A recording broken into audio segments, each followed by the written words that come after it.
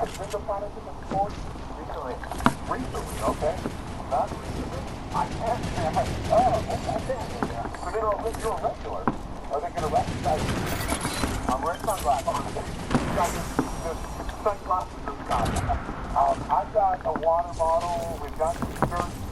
We're going to try to make this happen, but how do you think it's going to go? I mean, we're pretty prepared. We got all the gear, all the ammonia thing. I mean, do you think it's going to be a good training session? I think so. Okay.